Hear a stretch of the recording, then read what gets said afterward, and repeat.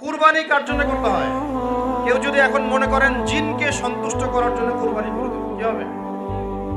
এখনকার যুগে কিন্তু বহু মানুষ জিনের উপাসনা করে। এখনকার যুগে বহু মানুষ জিনের উপাসনা করে। আর জিন বলে একটা জাতি আছে, আমাদের সাথে চলাফেরা করে, আমরা দেখতে পারি না। আমরা কি সব দেখতে পারি? আমরা কি সব জানি? আমরা তো আমাদের আত্মাকেই দেখতে পারি না। এ তো ঘুমাই গেছেন, আত্মা চলে গেছে, দেখতে পারছেন? আর আমরা কি জানি? আমরা কতটুকু জানি আগামীকাল কি হবে আপনার সাথে, বলেন দেখি। কেউ জানে? আমাদের জ্ঞান কত ক্ষুদ্র, বুঝতে পারলাম। আগামীকাল কি হবে তাই জানি না, আমার আত্মাকেও চোখে দেখি না। আর আমি যদি দাবি করি এখন আমি সব জানতাম, তাহলে কি হবে? অতএব জিন জাতি আমাদের মধ্যেই আছে কি নাই?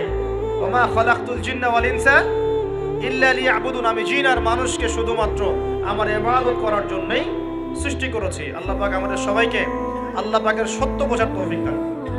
এবার আসেন, আপনাদের পার্বত্য এলাকায় জিনের উপাসনা হয়। এখন বললেন ভাই কেমন করে জানলেন? যত তান্ত্রিক মান্ত্রিক কবিরাজ জাদুকর সব এই পাহাড়ি এলাকায় ঘুরে বেড়াচ্ছে এবং চোখ কান খোলা রাখলে আপনারাও বুঝতে পারবেন। জিনের উপাসনা করলে অনেক কিছু ফেলকিবাজি দেখানো যায়। জিনকে আল্লাহ পাক কিছু ক্ষমতা দিয়েছেন। জিন অনেক দূর থেকে দেখতে পারে। মনে করেন যে কেউ একজন এখানে বসে আছে, সে দাবি করছে যে সে অলৌকিক ক্ষমতার অধিকারী, অথচ ওর কাছে জিন আছে। কি আছে? জিন। এখন আপনি শুনেছেন যে অমুক জায়গায় অমুক বাবা আছে, সে অনেক বড় ক্ষমতার অধিকারী, যাই দেখি ওনার কি ক্ষমতা। এখন আপনি রাস্তায় আসছেন, তার সেই জিন তো আগেই দেখতে পাচ্ছে আপনি আসছেন দূর থেকে, সে আগে খবর দিল আসতেছে মক্কেল, ওই যে মক্কেল আসতেছে। এখন সে বলল যে ওই ব্যক্তির সাথে যে জিন আছে ওর সাথে কানেকশন করো। সবার সাথে একটা জিন আছে না? আছে কি না? একটা করে জিন শয়তান আছে না সবার সাথে? দুইজন ফেরেশতা, একজন জিন, সবার সাথেই আছে। আছে কি নাই? আপনার জিন জানে আপনার সাথে অতীতে কি হয়েছিল? জানে তো। আপনার জিন আপনার সাথে আছে না শুরু থেকে? আর আপনি 1 মাস আগে কি করেছেন আপনার জিন তো জানে। ও ভবিষ্যৎ জানে না কিন্তু অতীত তো জানে। ও তো ভবিষ্যৎ জানে না কিন্তু অতীতে আপনি কি করেছেন ও তো জানে না? এখন ওর সাথে এই কারিনের সাথে যোগাযোগ করছে।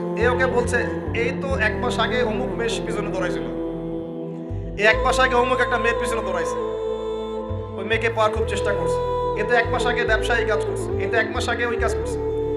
এখন আপনি হেঁটে হেঁটে আসলেন, এদিকে খবর পাস করা শেষ, এসে বললেন বাবা আপনার কি ক্ষমতা, আমি আপনার ক্ষমতার নিদর্শন দেখতে চাই। সেই বাবা এখন বলছে যে তুই তো সেই ব্যক্তি না, তোর নাম অমুক না? আপনি তো ভেবা চাকা খেয়ে গেলেন, হ্যাঁ তাই তো, আমার নাম তো অমুক। তুই তো 1 মাস আগে এই মেয়ের পিছনে ঘুরছিস না? তাই তো, আপনি কেমন করে জানলেন? তুই 1 মাস আগে এই কাজ করছিস না? তাই তো, আপনি কেমন করে জানলেন? আপনার তো চোখ একদম আসমানে উঠে গেল। বাপরে বাপ, সে তো আমার অতীতের সব বলে দেয়, সে তো আমার অতীতের সব বলে দেয়। তুই অমুক জায়গায় এটা পাপটা করছিস না? তুই এই জায়গায় ওটা লুকায় রাখছিস না? ব্যাস, আপনার মাথা খারাপ। জিনের উপাসনা করে মানুষ অনেকেই। আর জিনরা কি করে? অনেক সময় আসমানের কাছে যায় সংবাদ নেওয়ার জন্য। সূরা মুলক পড়েন, সূরা মুলকের প্রথম পৃষ্ঠা পড়েন। আল্লাহ পাক ওদেরকে তাড়ানোর জন্য আসমানের মধ্যে এই উল্কাপিণ্ড নক্ষত্র নিক্ষেপ করেন। রুজুম আল্লিশ শায়াতিন, আল্লাহ বলেছেন এই নক্ষত্রগুলা আমি রুজুম আল্লিশ শায়াতিন, শয়তানদেরকে তাড়ানোর জন্য রেখেছি। সুবহানাল্লাহ। পৃথিবীতে অনেক কিছুই ঘটে, আমরা খালি চোখে বুঝতে পারি না। এখন কেউ যদি জিনের উপাসনা করে, জিনকে সন্তুষ্ট করার জন্য এই কুরবানি করে, তাহলে কি শিরক হবে কিনা? সেজদা কার জন্য? অন্য কারোর জন্য করলে কি হবে? কুরবানি কার জন্য? অন্য কারোর জন্য করলে কি হবে? কার নামে কসম করতে হয়? যদি অন্য কারোর নামে কসম করি, এই যে এখন বাপের নামে কসম, মায়ের নামে কসম করেন কেন? কসম করা যাবে না এভাবে। মান হালাফা বিগাইরি ইসমিল্লাহি ফাকাদ কাফার, কেউ যদি আল্লাহ ছাড়া অন্য কারো নামে কসম করে সে কুফরি করবে। যদি কসম করতেই হয় আপনাকে আল্লাহরই কসম করতে হবে। যদি কসম করতে হয় কার কসম করবেন? আর আল্লাহর কসম করে কি মিথ্যা বলতে পারবেন? মিথ্যা বললে তখন কাফারা দেওয়া লাগবে। আচ্ছা, কাফারা কি? সবচেয়ে সহজ কাফারা হচ্ছে 3টা রোজা রাখা। কয়টা রোজা? 3টা। আচ্ছা আমরা যাই। এখন কসম করবো আল্লাহর জন্য, দোয়া করেন কার কাছে? দোয়া কার জন্য? এখন যদি অন্য কারোর কাছে দোয়া করা শুরু করি, সন্তানকে দিবে, অন্য কারোর কাছে চাওয়া শুরু করি। মনে করেন আপনার রোগ ব্যাধি দেওয়ার ভালো করার মালিককে। যদি এখন আপনি একটা আংটি পরে মনে করেন এই আংটি আপনার রোগ ভালো করবে, কি হবে? শিরক হবে কি না? এরকম অগণিত কাজের শিরক আমরা করছি। আল্লাহ পাক আমাদের শিরক থেকে বাঁচান। ভবিষ্যতের মালিককে, সময়ের মালিককে। ভবিষ্যৎ কে জানে? রাস্তায় টিয়া পাখি দেখে ভাগ্য পরীক্ষা করছে, ও কি ভবিষ্যৎ বলতে পারবে? যদি ওখানে গিয়ে হাত দেখান শিরক হবে না? রাশিফল দেখা যায়, রাশিফল কি রাশিফল? আজকে তোমার দিনটা কেমন যাবে, কালকে তোমার দিনটা কেমন যাবে, আছে না? তো এগুলো বিশ্বাস করলে কি হবে? এরকম পদে পদে শিরকে নিমজ্জিত আছে। এগুলো তো গেল আমলগত শিরক, আরো অনেক শিরক আছে। আমাদের কথার মধ্যেও শিরক হয়। কিসের মধ্যে? কথার মধ্যে। যেমন আমরা বলি ডাক্তার ভালো ছিল, না হলে রোগীকে বাঁচানো যেত না, বলি কি না? অনেকে বলি না? শিরক হবে। কেউ যদি বলে যে ড্রাইভারটা ভালো ছিল, না হলে গাড়ি নির্ঘাত অ্যাক্সিডেন্ট করতো, কি হলো কথায়? আরেকটা বিষয় আছে, আমরা অনেক সময় ইবাদত করি মানুষকে দেখানোর জন্য। সবাই বড় দানবীর বলবে, আমাকে নামাজি বলবে, এটাও কি? এটাও শিরক। কথার মধ্যে আর অনেক শিরক করি। সার্বভৌম ক্ষমতার মালিককে, তাবারাকাল্লাযী বিয়াদিহিল মুলক, সার্বভৌম ক্ষমতার মালিককে আমরা যদি মনে করি আমরাই সার্বভৌম ক্ষমতার মালিক, কি হবে? শিরক হবে না? এরকম প্রচুর শিরকে আমরা নিমজ্জিত আছি। সবচেয়ে বড় যে শিরকটা এখনকার বিশ্বে চলছে সেটা হলো আল্লাহ পাকের হালালকে আমরা হারাম করে নিচ্ছি, আল্লাহর হারামকে হালাল করে নিচ্ছি। করছে কি না? বুঝতে পারছেন না মনে হয়। মাদক দ্রব্য কি হালাল না হারাম? আমরা অনেক সময় হালাল করে নিয়েছি, তাই নাই? জেনা হারাম না হালাল? আমরা এখন জেনাকে প্রমোট করছি, উস্কে দিচ্ছি। সমকামিতা হালাল না হারাম? এই সমকামিতার ব্যাধি ছড়িয়ে পড়েছে এখন সমাজের রন্ধ্রে রন্ধ্রে, পড়েছে না? এদেরকে আল্লাহ পাক এমন শাস্তি দিবেন যে শাস্তি আল্লাহ পাক কুল কায়নাতে কাউকে দেন নাই। কেমন শাস্তি দিবেন? কওমে লূতকে আল্লাহ রাব্বুল আলামিন মাটি থেকে উপরে উঠিয়ে আকাশ থেকে পাথর বর্ষণ করে থেতলে দিয়ে আবার মাটিতে দাফন করে দিয়েছে কওমে লূতকে। আল্লাহু আকবার। এই শাস্তি অপেক্ষা করছে এদের জন্য। সুদ হালাল না হারাম? আমরা কি এটাকে জায়েজ করে দিচ্ছি কিনা, খাচ্ছি কিনা?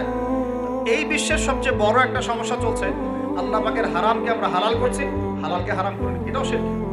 এখন আল্লাহ পাক যে বলছেন সবাইকে মাফ করে দিবেন, আল্লাহ পাক শিরক যে করে তাকে মাফ করবেন না।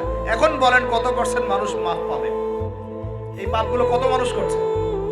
সবাই করছে না? মোটামুটি সবাই মোটামুটি শিরক করছে। আমরা আল্লাহ পাক আমরা সবাইকে শিরকের পাপ থেকে বাঁচিয়ে রাখুন।